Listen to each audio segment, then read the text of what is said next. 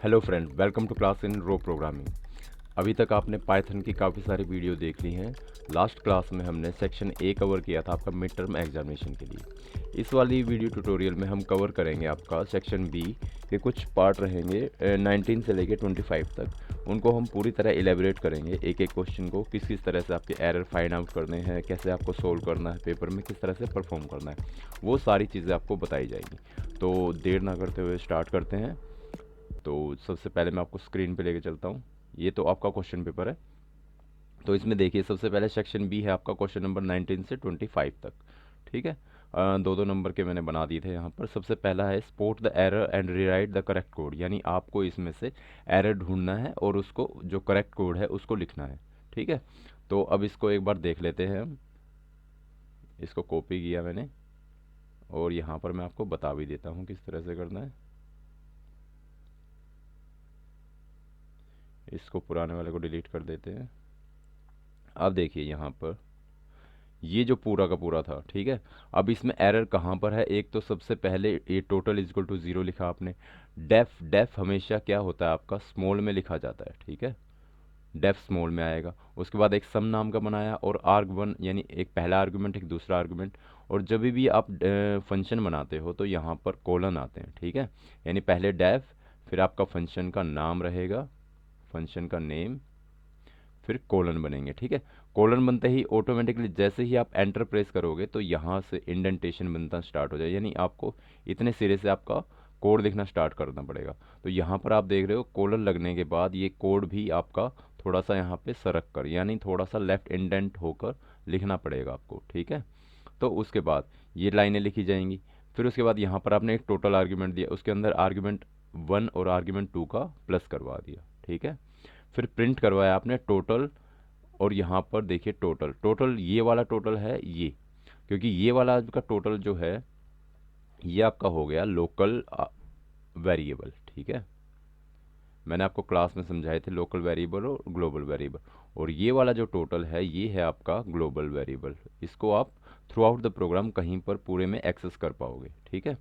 अगर जिसने नहीं अगर जिसको नहीं आता तो मुझे कमेंट बॉक्स में डाल दीजिए, मैं इसकी अलग से भी आपको बता दूंगा होता क्या है किस तरह से। वरना आने वाले जो एक आधे क्वेश्चन होंगे उसमें से भी बताना पड़ेगा, तो तभी बता देंगे आपको। ठीक है। तो यहाँ पर देखिए प्रिंट कर दिया।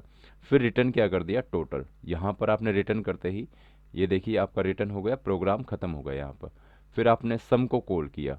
अब यहाँ पे देखने वाली बात क्या है, आप कर रहे हो इस वाले सम को कॉल, और आपने जो डिफाइन किया था वो ये किया था, यानी आपने डिफाइन ये किया था स्मॉल सम। और अब जब कॉलिंग के टाइम पे आप यहाँ पर कैपिटल लगा रहे हो तो ये क्या करेगा, आपको एरर देगा कि यहाँ पर सम तो डिफाइन है ही नहीं, यानी जो कैपिटल एस यू एम है ना, इज नॉट डिफाइंड। ठीक है। तो यानी आपका सम डिफाइंड है ही नहीं, तो इसलिए वो आपको एरर देगा। तो इसलिए आपको यहाँ पर क्या करना पड़ेगा, इसको स्मॉल सम में लिखना पड़ेगा। फिर वैल्यू पास कर सकते हो 10 और 20। क्लियर। फिर आप प्रिंट करोगे टोटल को। अब देखिए यहाँ पर आप प्रिंट टोटल को कर रहे हो क्योंकि टोटल तो यहाँ से रिटर्न हुआ है। ठीक है। जब आप इस टोटल को प्रिंट करोगे तो आपको आंसर क्या देगा, ये वाला। ठीक है। अदरवाइज में क्या कर देगा, ग्लोबली आपको दे देगा आंसर। ठीक है। तो आपको ये भी ध्यान रखना है कि ये आप कौन से वाले टोटल को प्रिंट करवा रहे हो। अगर ये वाला टोटल करोगे तो ये वाला प्रिंट कर देगा। ठीक है, जो रिटर्न में आपने किया। लेकिन रिटर्न वाला भी नहीं करेगा, यहाँ पर एरर दे देगा, क्योंकि इस वाले टोटल को तो जानता ही नहीं है अभी तक, क्योंकि ये वाला तो इसके अंदर हो गया। तो ये वाला टोटल में एरर देगा। तो यहाँ पर आप जब ये वाला टोटल लिखोगे कैपिटल का टी करके, तब आपको ज़ीरो प्रिंट करके दे देगा। क्लियर। तो ये छोटी छोटी चीज़ें आपको पता होनी चाहिए। ठीक है। तो चलिए अब अगले क्वेश्चन पे बढ़ते हैं आराम से। अब देखिए यहाँ पर write the difference between actual and formal parameter, give a suitable example to illustrate using Python code. ठीक है। तो अब जैसे इसी में ही देख लेते हैं हम, जो भी हमने ये वाला प्रोग्राम किया था इसी को ही कॉपी करके मैं आपको समझा भी देता हूँ। और एक्चुअल और फॉर्मल पैरामीटर इससे पिछली वाली वीडियो में भी मैंने कवर करवा दिए थे। तो एक बार फिर से समझा देता हूँ कैसे कैसे काम करते हैं। एक बार पाइथन के इंटरप्रेटर को ओपन कर देते हैं हम। ठीक है। और यहाँ पर ओपन किया हमने, यहाँ पर बना देते हैं। ठीक है। तो ये आपका कोड है पूरा का पूरा। तो पहले तो इसको, इसमें जो भी एरर है वो ठीक कर देते हैं हम। तो सबसे पहले ये डेफ था तो इसको स्मॉल में कर देते हैं। और यहाँ कोलन लग गए, कोलन के बाद टी यहाँ आ गया, और ये भी यहाँ, ये भी यहाँ, और सम का सम कर दिया यहाँ पर, ठीक है। और अब देखते हैं यहाँ पर, अब यहाँ पर कह रहा है प्रिंट इज़ नॉट डिफाइंड, तो प्रिंट को भी ठीक कर देते हैं। प्रिंट आपका हमेशा स्मॉल में आता है, ये ध्यान रखना आप। तो देखिए अभी ये टोटल देखो, यहाँ पर जो मैंने बताया था इससे पहले कि total is not defined, total यहाँ पर डिफाइन ही नहीं कर रखा, क्योंकि अगर यहाँ, या तो आप क्या कर सकते हो कि यहाँ पर टोटल इक्वल टू ये कर दोगे, तब तो है फ़ायदा, तब तो कोई एरर देगा नहीं कि टोटल भी 30 दे दिया इसने और टोटल भी।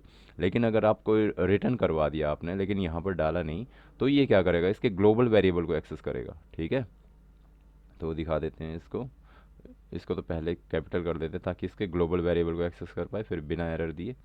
तो अब देखिए यहाँ पर जो आपका आ रहा है ना आंसर, तो टोटल इज इक्वल टू 30 आया, और नीचे जो बड़ा टोटल है वो कितना मिला आपको, 30, ठीक है। तो एक तो छोटे टोटल की वैल्यू आ गई, और ये ग्लोबल वाले वेरिएबल की वैल्यू इसने शो कर दी आपको। इसको एक बार समझा देते हैं किस तरह से है। तो देखिए यहाँ पर आपने सबसे पहले डेफ सम नाम से एक फंक्शन बना दिया जिसमें 2 आर्ग्यूमेंट दे दिए, ठीक है। तो ये जो डेफिनेशन के टाइम पर या डिक्लेरेशन के टाइम पर जो वेरिएबल आप डिफाइन करते हो उनको बोलोगे आप फॉर्मल पैरामीटर। क्या बोलोगे, फॉर्मल पैरामीटर। और जो वहीं आप कॉलिंग के टाइम पर ये वाले जो देते हो इनको बोलेंगे एक्चुअल पैरामीटर। क्लियर। तो इस एग्जांपल से आप समझ पाओगे कि किस तरह से आपके फॉर्मल पैरामीटर और एक्चुअल पैरामीटर वर्क करते हैं। क्लियर। तो अब बढ़ते हैं अगले वाले क्वेश्चन की तरफ, क्वेश्चन पेपर की तरफ लेके चलता हूँ आपको। देखिए अगला क्वेश्चन क्या है आपका, 21 क्वेश्चन है ये वाला, ठीक है।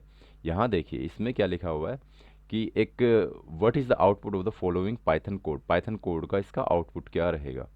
तो आपको x इज इक्वल टू 60 दे दिया, यानी आपको एक ग्लोबल वेरिएबल इन्होंने डिफाइन कर दिया।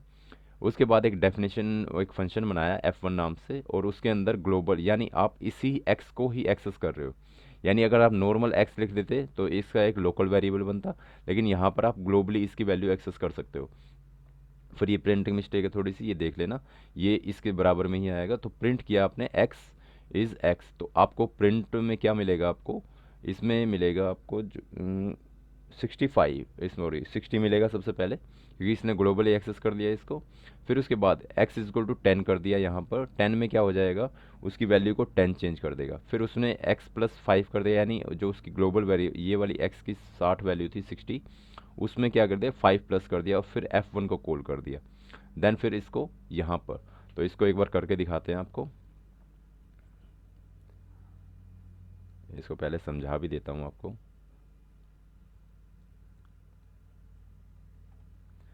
देखिए यहाँ पर, अब देखिए यहाँ पर x इज इक्वल टू, ये क्या है आपका एक ग्लोबल वेरिएबल है, ठीक है। ठीक है, उसके बाद आपने फंक्शन बनाया, अब ये वाला यहाँ से लेके और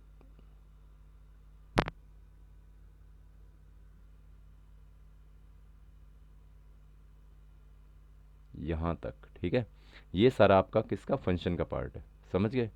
तो यहाँ पर ये वाला, अब इसमें क्या किया देखो, जब भी ये रन कैसे करेगा, सबसे पहले x इज इक्वल टू 60 था, तो उसके बाद सबसे नीचे चला गया यहाँ पर वैल्यू क्या मिलती है उसे। तो ये रन कैसे होगा कि यहाँ पर x plus is equal to 5 का मतलब क्या है, x is equal to x plus 5, ठीक है। फिर f1 को जैसे ही कॉल करेंगे ये यहाँ पर जंप करेगा इसमें, यहाँ पर। तो यहाँ पर देखिए ये क्या करेगा, x की ग्लोबल x क्या लिया इसने, इसने इस वाली वैल्यू को एक्सेस कर लिया, यानी x की वैल्यू यहाँ पर क्या हो गई, 60 हो गई आपकी, ठीक है। प्रिंट क्या कर देगा, x इज 60, ठीक है, x इज 60 प्रिंट कर देगा। फिर यहाँ पर वैल्यू क्या कर दी उसने, 10 कर दी, ठीक है। तो यहाँ पर क्या कर देगा, ये वैल्यू जो चेंज्ड ग्लोबल वैल्यू है, ग्लोबल x इज 10, ठीक है, ये आ जाएगा। और यहाँ पर ये 65 है, जो जैसे मान लो तुमने ये कर दिया, ठीक है। और उसके बाद जब आप ये वैल्यू यहाँ पर एक स्टेटमेंट ये प्रिंट होगी, तो यहाँ पर क्या वैल्यू प्रिंट होगी, वैल्यू ऑफ x इज, ये देखिए यहाँ पर यहाँ पर इसका मतलब क्या हो गया कि आपने 60 में 5 प्लस कर दिए, यानी 60 में 5 प्लस कर दिए, तो आपकी वैल्यू एक्स की क्या आ गई 65। तो वैल्यू ऑफ एक्स इज़ क्या आ जाएगी यहाँ पर 65। ठीक है, तो यही वाली 3 स्टेटमेंट आपकी प्रिंट होंगी। ये हो सकता है एक आधी आगे पीछे हो जाए जब इसको रन करेंगे हम, तो बाकी आपका आंसर इसी तरह का मिलेगा। इसको रन करके भी आपको दिखाते हैं एक बार।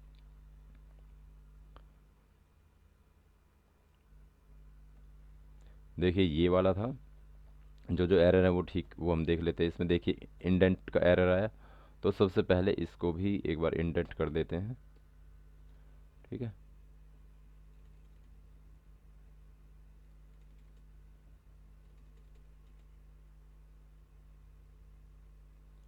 कुछ ये चीज़ें थी। अब देखिए यहाँ पर जो हमारा आउटपुट आया वो ये आया है, देख रहे हो ये 3 लाइनें आई हैं हमारे पास। सबसे पहले इसने क्या किया, एक्स की वैल्यू यानी इसके अंदर गया। ठीक है, यानी F1 को जब इसने कॉल किया, ये वाला F1 कॉल किया, तो ये डायरेक्ट यहाँ पे जंप किया। इसने क्या किया, ग्लोबल वैल्यू को एक्सेस किया। ठीक है, ग्लोबल वैल्यू को एक्सेस कैसे किया कि यहाँ पर देखिए, जब यहाँ पर इसकी वैल्यू क्या थी, एक्स इज इक्वल टू, यानी यहाँ पे 65 हो गई थी क्योंकि 5 इसने प्लस कर दिया था। उसके बाद यहाँ पर क्या कर रहा था, ये इसकी वैल्यू करके देखिए यहाँ पर जब इसने ये यहाँ पर इसकी 65 हो चुकी थी ऑलरेडी। जब ये ऊपर जाता है, ठीक है, तो इसकी वैल्यू इसको मिलती है 65। ठीक है, क्योंकि इसके बाद फंक्शन एग्जीक्यूट हो रहा है। अगर ये इससे पहले एग्जीक्यूट होता तो 60 ही वैल्यू मिलती इसको। ठीक है, फिर उसको एक्स की वैल्यू क्या हो गई 65। फिर उसके बाद एक्स की वैल्यू यहाँ पर ओवर कर दी इन्होंने, 10 हो गई। फिर उसके बाद क्या मिला, चेंज ग्लोबल एक्स इज़ 10, तो एक्स की वैल्यू क्या हो गई 10, और वैल्यू ऑफ एक्स क्या हो गई आपकी, फिर से 10 हो गई आपकी। क्लियर। तो इसके बाद आप देख रहे हो यहाँ पर x की वैल्यू भी 10 हो गई है आपकी। क्यों, क्योंकि यहाँ पर इसने ओवरराइट कर दिया है, इसकी जो ग्लोबल वैल्यू थी ना उसको ओवरराइट कर दिया 10। तो जब इसके बाहर जाके ये प्रिंट करेगा, क्योंकि फंक्शन एग्जीक्यूट हो चुका है, तो x की वैल्यू भी आपकी चेंज हो चुकी है यहाँ पर। ठीक है, तो यहाँ पर जब आप वैल्यू प्रिंट करवाओगे तो भी आपको क्या मिलेगा 10। ठीक है, तो इस तरह से आप इन क्वेश्चनों को कवर कर सकते हो। अगर फिर भी कोई डाउट है तो मैं इसको फिर से समझा दूंगा। अब चलते हैं हम 22 क्वेश्चन पर। अब यहाँ पर देखिए, सपोज़ आपके पास कोई लिस्ट है जिसमें आपने इस तरह की एक क्वेरी डाल दी। ठीक है, यानी आप इसको सोल्व करना चाह रहे हो, तो किस तरह से करोगे, तो इसको एक बार बता देते हैं आपको। फर्स्ट ऑफ ऑल इसका कॉपी कर देते हैं, इसको स्क्रीन पे ले जाके थोड़ा सा। अब देखिए जैसे ये वाला है आपका, ठीक है, आपने एक लिस्ट बनाई लिस्ट 1 नाम से, और यहाँ पर लिख दिया 0.5 इंटू एक्स। ठीक है, और 4x इन रेंज, रेंज उसकी रहेगी 0 से 4 तक। यानी एक लिस्ट ये बनाई, इसको किस तरह से आपको इलेबोरेट करना है, यानी इस समझना कैसे है, ये काम कैसे करेंगे। तो सबसे पहले तो ये देखिए इसका, ठीक है, यानी 0.5 को आपको x से डिवाइड करना है, और कैसे, इसकी रेंज कहाँ से कहाँ तक चला रखी है, जो आपकी लिस्ट बनेगी x से लेके, x की रेंज रहेगी 0 से 4 तक, यानी इसकी रेंज रहेगी 0, 1, 2 और 3 तक। यानी ये 3 तक ही चलता है, क्योंकि इसका लास्ट वाला जो एंड होता है उससे एक कम तक लेते हैं हम। ठीक है, तो सबसे पहले ज़ीरो है, तो 0.5 मल्टीप्लिकेशन एक्स की वैल्यू सबसे पहले क्या हो जाएगी 0। ठीक है, तो यहाँ पर क्या मिलेगा आपको, 0 ही मिलेगा।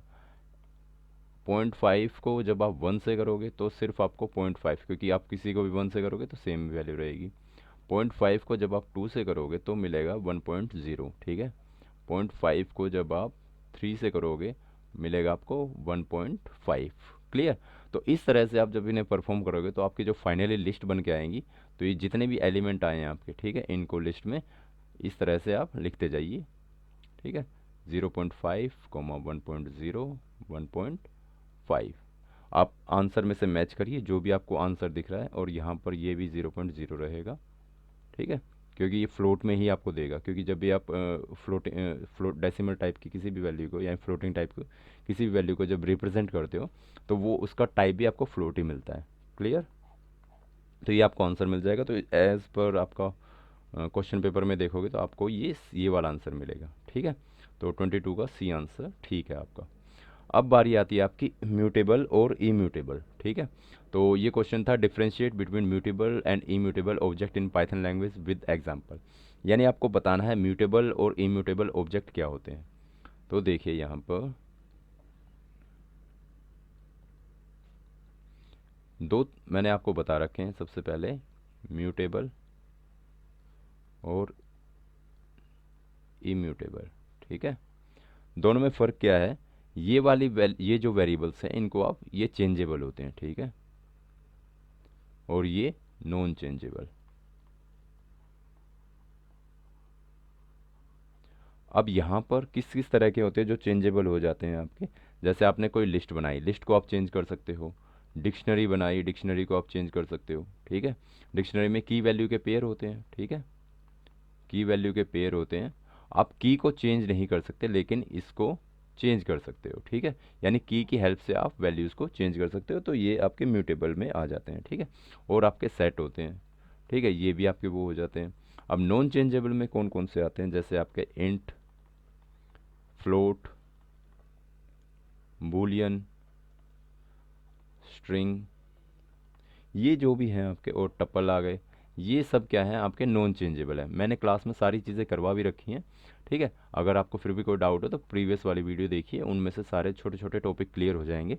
फिर भी अगर कोई पर्टिकुलर टॉपिक आपको ऐसा लगता है कि ये मेरा क्लियर नहीं है, तो उसको कमेंट बॉक्स में डालिए, या मुझे सोशल मीडिया हैंडल्स पे आप मैसेज कर सकते हो, तो वहाँ से मैं क्लैरिफाई करवा भी दूंगा इनको। ठीक है, तो ये सारी चीज़ें थी आपकी, ये थ्योरेटिकल क्वेश्चन था। ठीक है, आप इसमें एग्जाम्पल भी कर सकते हो, जैसे लिस्ट का एग्जाम्पल दे दिया आपने, डिक्शनरी का एग्जाम्पल दे दिया। ठीक है, इंट का, फ्लोट का, बूलियन आपको पता है ट्रू और फॉल्स होता है, ट्रू और फॉल्स वैल्यू होगी। स्ट्रिंग के कुछ एग्जाम्पल दे सकते हो, टपल के कुछ एग्जाम्पल दे सकते हो। ठीक है, तो ये सारी चीज़ें आसान हो चुकी हैं अब। जैसे आपको सबको ये चीज़ें तो क्लियर होनी चाहिए, जैसे लिस्ट है आपका, तो लिस्ट को आप इस तरह से डिनोट करते हो, डिक्शनरी को आप इस तरह से डिनोट करते हो।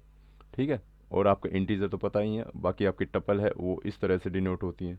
स्ट्रिंग का सिंपल क्या है कि ब्रैकेट के अंदर या तो इस तरह से, ठीक है, या इस तरह से, जो भी आपकी वैल्यू रहेंगी वो इनके बीच में आ जाएंगी, इस तरह से डिनोट होती हैं।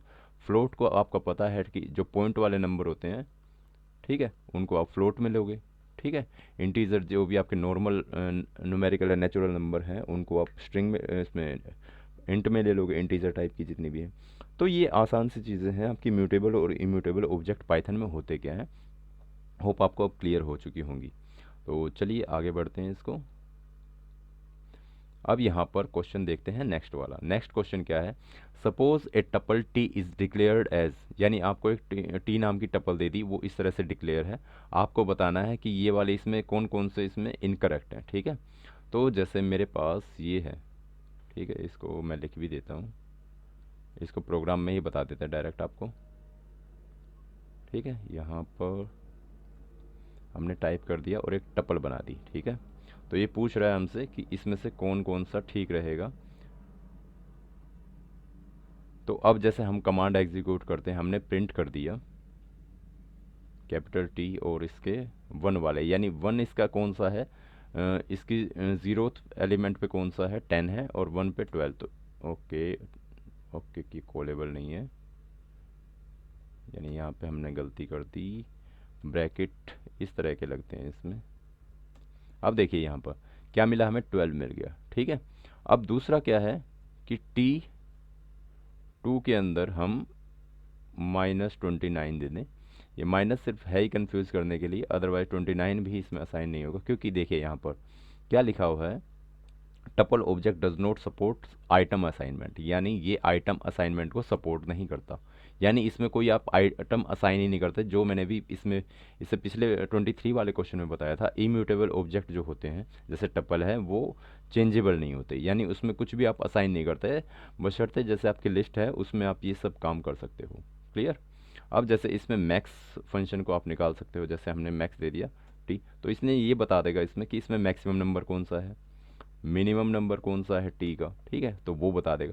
तो ये सारे ऑपरेशन आप इसमें परफॉर्म कर सकते हो, और इसमें जैसे लेंथ है, लेंथ तो आप लिस्ट की भी निकाल सकते हो, डिक्शनरी की, सबकी निकाल सकते हो। ठीक है, तो वो काम आप आसानी से कर पाओगे। एक अगला प्रोग्राम क्या है, देखिए पढ़ देते हैं। A is equal to 10, B is equal to 20। ठीक है, आपको कमांड लिखनी है to find the address of variable A and B, यानी आपको वेरिएबल ए और बी का एड्रेस निकालना है। आपको एज्यूम करना है कि आपका एड्रेस ही होगा, ठीक है, जो मैंने लिख रखे हैं। तो सिंपल सी बात है, यहाँ पर हम दे सकते हैं इस तरह से कि हमने ए इजकल टू लिया 10, b इज इक्वल टू लिया 20, ठीक है। हम चाहते हैं इसका एड्रेस निकालें, तो क्या करना है, सिंपल id फंक्शन का आपको यूज़ करना है। id लिखा आपने ये, तो ये तो इसका एड्रेस हो गया और ये इसका एड्रेस।